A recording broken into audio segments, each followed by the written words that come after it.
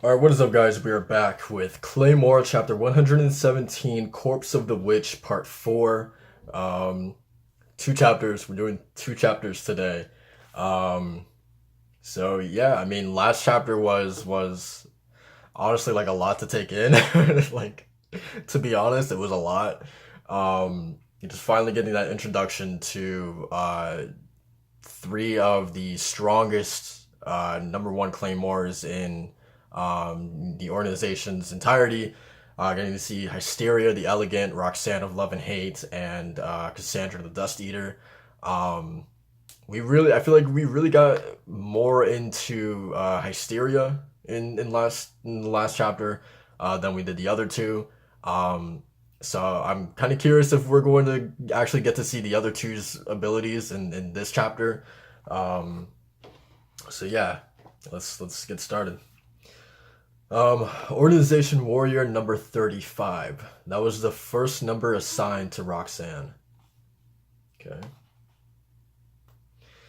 Um, cool. And this is exactly what I was talking about last chapter. Is that I really hope that we take advantage or get the opportunity to learn about these three claymores, and their pasts a little bit. Maybe what led up to them to their deaths and whatever. I think that would be really really cool. It began with a mission to subdue a single awakened being. It was unusual for one of her numbers to participate in the fight as a member of the team. The leader was number 5, Elizabeth. The others were numbers 18, 22, and 31 for a total of 5, including Roxanne. Her presence as the fifth member didn't balance the numbers. Even the organization didn't have a good reason. It was just a whim. Um,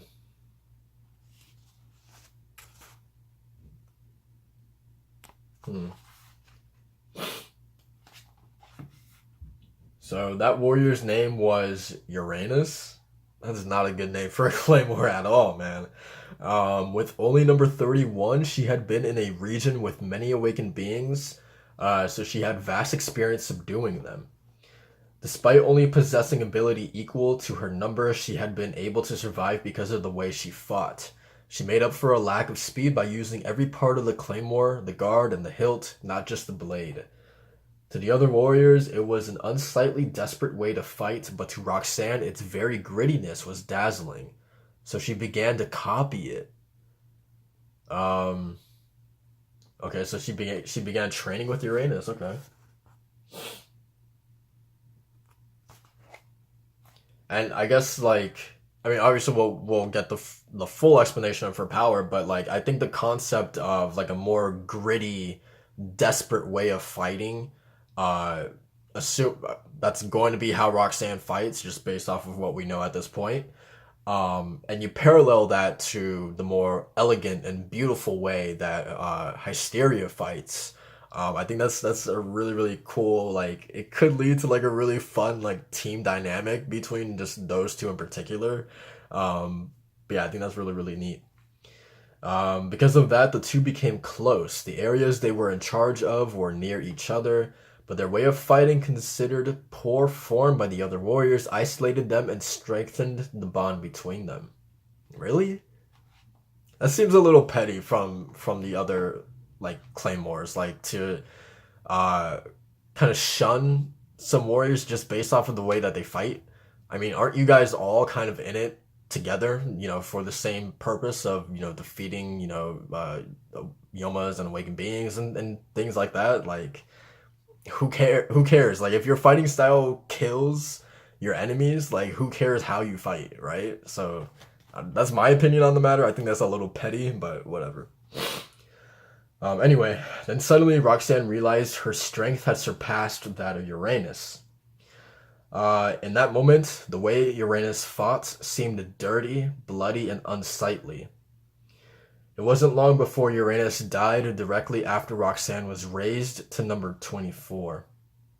Roxanne helped to subdue that awakened being, and the other warriors there reported that no emotion crossed her face when Uranus died. Yeah, I feel like, I mean, obviously what we've seen of Roxanne in present day, like she's smiling, she's like waving to Cassandra or whatever.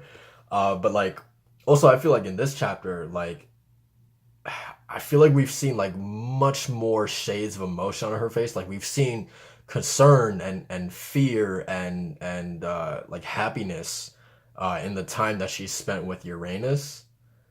Um, so I don't know. It almost seems like I don't know if I'm reading too much into it, but it almost seems like she was a different like it's two completely different people. Although she's still smiling and waving and having fun in the present day, like there's still like it feels like there's something off about her, like mentally, you know what I mean? In present day at least. Um, all right. I don't know if I showed this already, but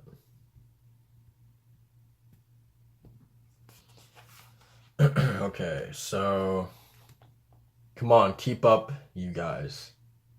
Number nine's name was Nadine. Roxanne admired the way that Nadine fought without her right eye, which she had lost as a child.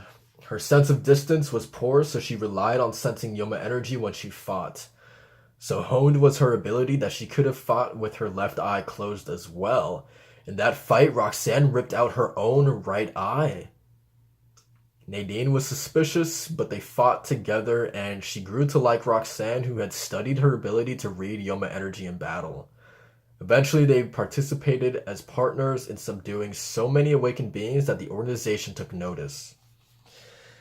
Man, this is weird. Nadine died about the time that Roxanne was approaching her level of ability. Her opponent was a single low numbers awakened being. The warriors who fought with her surprised that a number 9 could lose her life in such a fight. What surprised them even more was the way the moment Nadine died, Roxanne's right eye returned. By the time Roxanne became number 11, the other warriors found her unsettling. Elizabeth, number 5, and leader of that first outing to subdue an awakened being, died soon after. Roxanne had stolen all her beautiful swordplay. Uh, I feel like it would be too easy to guess. Like, does she have like some sort of like? I don't think it's just some sort of copying ability. I feel like that's almost too generic for this manga, right?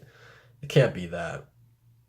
Um, I mean, at the beginning, I thought it was some sort of like admiration for these people that she's working with, for Uranus and Nadine and then Elizabeth.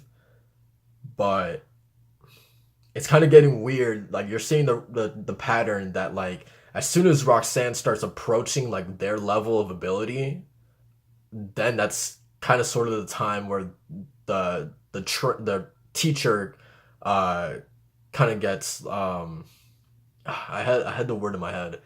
Um, I guess like kind of gets brushed under the rug, or that's when Roxanne kind of goes above them in a way, or that's when that person, the teacher, dies, right?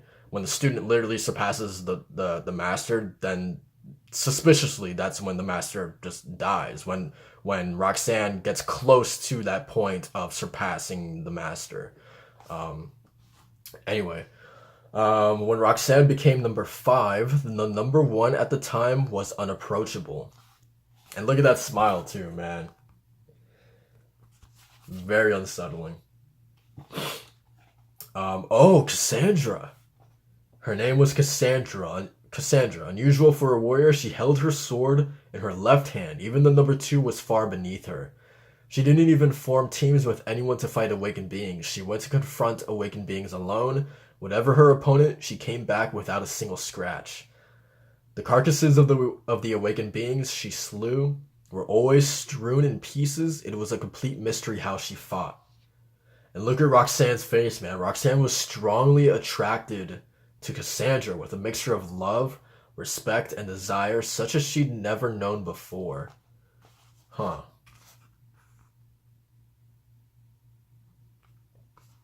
I really like how like quiet and like reclusive Cassandra is. Um okay, so Roxanne Roxanne first met Cassandra in the mountains of Lotric. Whether it was by chance or predestined, Roxanne spoke to her without hesitating. And Cassandra immediately blushed. What?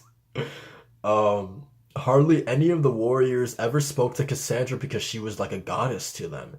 At a word from Roxanne, who out of admiration had changed her sword hand, she had averted her eyes and blushed. Wait, so she averted her sword hand?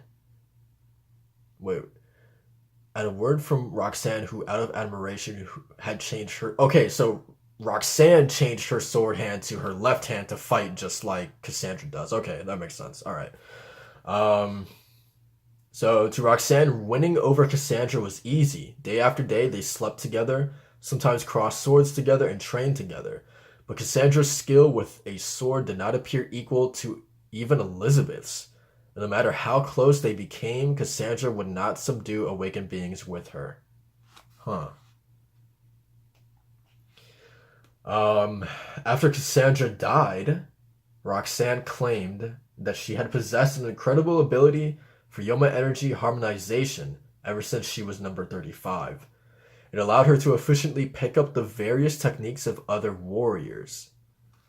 Um, she had developed the unusual technique of being able to completely hide her Yoma energy from specific targets. Finally, I'll get to see how Cassandra really fights. Right? And we didn't get to see it. um, this is really weird, man. Like I'm like I feel like really uneasy. Like I'm like on edge. Like the suspense is like really really cool. Like we just got the reveal of like what her ability is, but I feel like we don't know like the full extent of it, right? Uh Norihiro just like dropped like I feel like a little breadcrumb, but we haven't gotten like the full details, right? And that's what's making me feel uneasy because I feel like this is gonna get really really like just like uncomfortable for some reason. I don't know. Um, okay. Oh, welcome back. Another day of slaying awakened beings all by yourself. Roxanne, what are you doing here? Oh my, Cassandra, there's a little dirt on your cheek. Um, she's just like rubbing it off. Just kidding. You didn't need to do that. You washed your you washed your face in the river after the battle, right? What?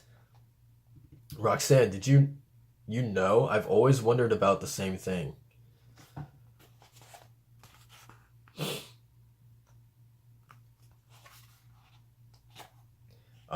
You are number one, but you don't have an epithet. Even I'm Roxanne of love and hate. We all have these silly little names. It's strange that you, our number one, doesn't have one. No, it's no matter. But no one's ever seen you really fight, so we could only base one on how you look. Aloof, graceful, radiant, mysterious, serene. They are all close but not quite right. Not many words fit you. Yeah, so it's alright. I don't need one. Oh, I know. How about this one? It has the perfect ring to it. So she's gonna be the one that gave her her name. Man, dude. Um, wait, what? Oh, did it go to present day? Okay, I was like so confused because I was like, wait, why is Audrey and Rachel and Nina like there? Okay, interesting. Okay, how long are you going to keep fighting like that? Unless you do that, you're no better than a number five. Take this. I forgot what Rachel and Nina and Audrey's rankings were, but correct me if I'm wrong. I don't think any of them are single digits. So with that being said, I shouldn't Cassandra like even like Roxanne saying that she's no better than a number five. Shouldn't she still be able to handle these three? Um, Maybe not.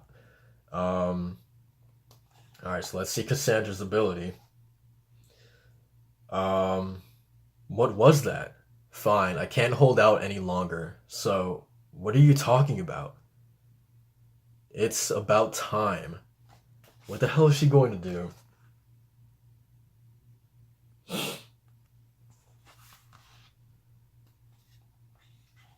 If you had just not worried about others seeing and done that from the start, you could have spared yourself some injuries. It's a bluff. I'm finishing her off. Wait.